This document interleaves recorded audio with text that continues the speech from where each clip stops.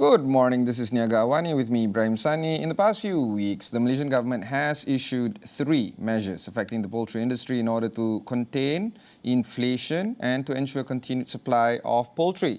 Among the 3 items that were done by the government or announced by the government, number 1 is of course introducing price ceilings. Second is of course removal of approved permits, not just for the poultry industry but food in general. And of course the third is banning exports of this sector. Now, according to the Centre for Market Education, or CME, only the second one, which is the AP's removal, that can be considered beneficial in the fight against price tensions and to improve food security by ensuring demand and supply is contained. The idea here is, of course, price ceilings and export bans, according to CME, are perfect recipes for prolonging inflation, ensuring food insecurity. So we're trying to understand better how we can look at the measures that were introduced, understand a little bit better about how price tensions and food security and supply is going to be managed. Joining us for this morning online is Dr Carmelo Ferlito, the CEO of Centre for Market Education. Good morning, Dr Carmelo. Why do you feel that only the AP removal is the one that is going to solve the woes of the poultry industry and food insecurity issues? So at the root of the problem, we have a lack of supply. So with the reopening of the economy, demand for poultry products started to push up again. And the supply that scaled down during the 2 years of lockdown requires time in order to cope with the increasing demand.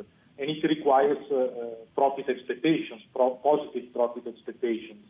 So to ensure that we can more easily get products from abroad is a way to ensure supply to grow. And when supply grows, then to meet demand, then prices can cool down.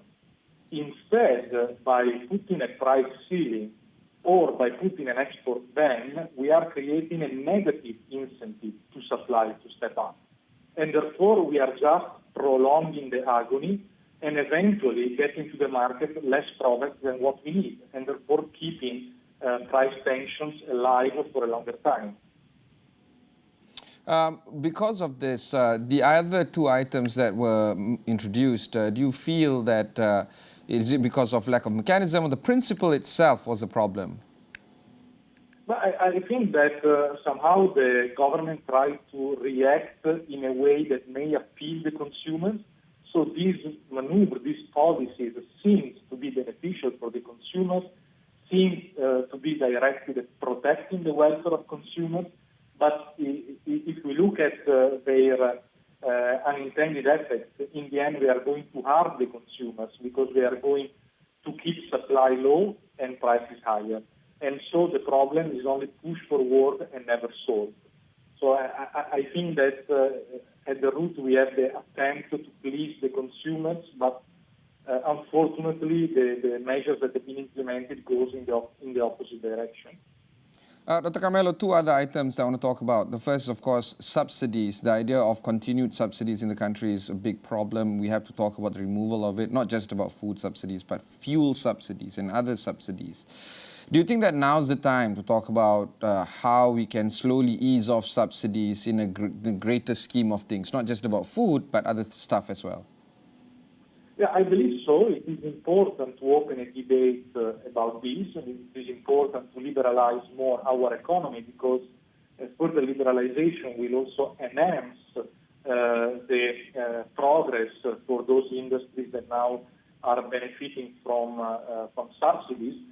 But we have to be very careful on the implementation of these reforms. So far we only have a principle in mind, but very little has been said about what practically we want to do. And we have to be sure that this process happens gradually and reducing the minimum the unintended consequences.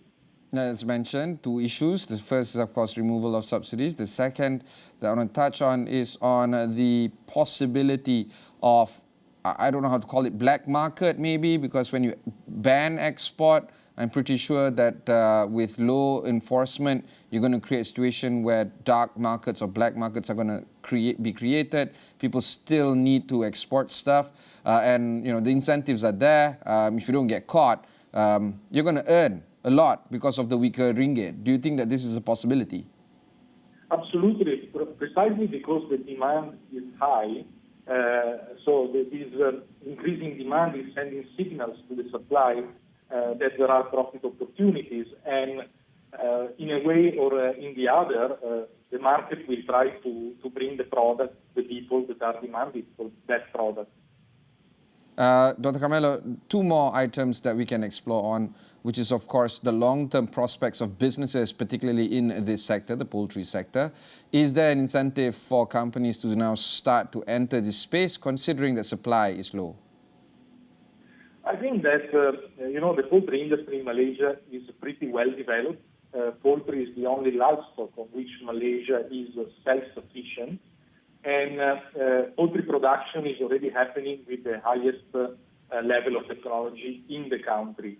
The issue that now we are not getting enough supply is simply related to a physiological time that the supply needs to readapt at the new conditions after all the lockdowns have been removed.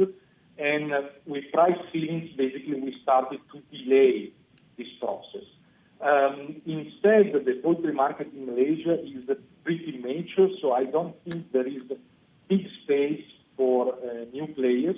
Indeed, the big players in Malaysia are looking for production possibilities in Indonesia, Vietnam, and Philippines, rather than expanding much in the country. And poultry consumption is already very high. Malaysia is the third consumer of poultry in the world per capita, almost 50 kilos per person per year. So I don't see much possibilities for the expansion domestically. And therefore, I guess this ties in with my follow-up question, substitutable products, plant-based product, protein, or similar products that can be substituted with poultry. Do you feel that the advent of substitute products might not necessarily take off following this shortage of supply? I think that if we allow the market to do its job by removing export ban and price ceilings, the readaptation of supply to demand will be so fast that there will be even no time for substitutes to emerge in the market. In fact, I think that if the government would have avoided price ceilings, now we would not be here discussing this topic at this moment. All right, thank you very much. That was Dr. Carmelo Ferlito, CEO of Centre for Market Education. Thank you very much.